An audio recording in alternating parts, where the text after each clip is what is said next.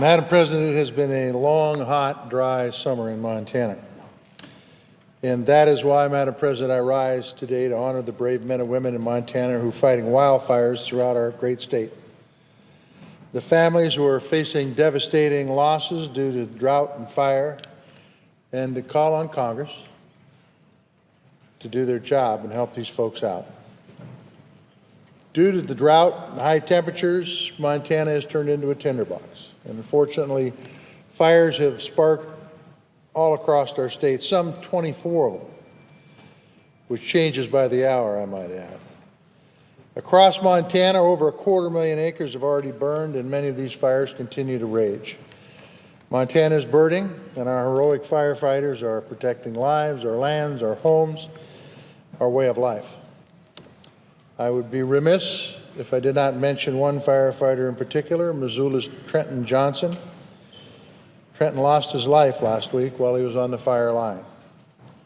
Trenton's bravery and sacrifice will not be forgotten. Communities across the state are coming together to protect their homes and livelihoods, and families are concerned about their homes, their property, and their health. The largest fire is the Lodgepole Complex fire in Garfield County. This afternoon, 30-mile-an-hour winds ballooned the Lodgepole Complex to more than 230,000 acres. Over the weekend, this fire jumped the highway, and as of today, it is nowhere near containment.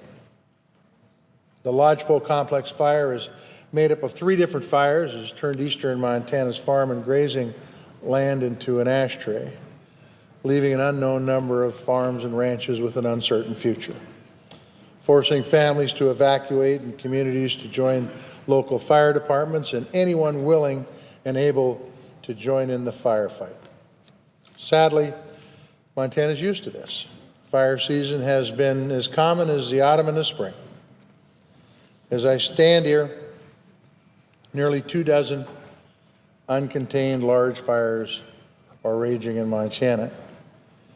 It's taken more and more resources to fight fires, and these resources are becoming more and more difficult to come by. Places like Garfield County are being forced to ask for donations to get volunteer firefighters the fuel that they need to save lives and to protect property, and this is unacceptable. Protecting our communities from disaster and coming to help our fellow Americans in their time of need is a fundamental pillar of government. I was pleased to see Governor Bullock declare Montana a fire emergency, which will go a long way to bring much needed resources into our state. Last night, the regional director of FEMA denied emergency assistance for the Lodgepole fire. So this afternoon, I called Administrator Brock Long of FEMA to make sure that he heard from me about the situation on the ground and asked him to cut loose some of the much needed relief into Montana. Firefighters from all levels of government have bravely fought fires across our state, and folks across federal, state, and local agencies have been working around the clock to contain the havoc. Montana's communities are strong, tight-knit. They always persevere, but they expect their government to have their back. And as a Congress, one of the things we can do to assist these communities is to change the way we fund fighting wildland fires. Fires are a devastating natural disaster and should be treated that way. We need to raise the disaster cap so that we can budget for the real costs of fighting fires and make sure the folks on the ground have the resources that they need to keep our communities safe. As an example, Forest Service resources are already stretched thin, and when a fire starts, they're forced to take money that they use for managing the forest and use that for fighting the fires. 20 years ago, firefighting took up about 20% of the Forest Service budget. In 2016, more than half of the Forest Service budget was spent on fighting fires. This is not sustainable. When Montana's communities are burning, I don't want a bureaucrat in Washington, D.C. weighing the pros and cons of sending help to these communities. We want the fire to be contained. As Montana burns, Congress cannot afford to wait. We need to act and allow catastrophic wildfires to be treated like what they are. They're natural disasters.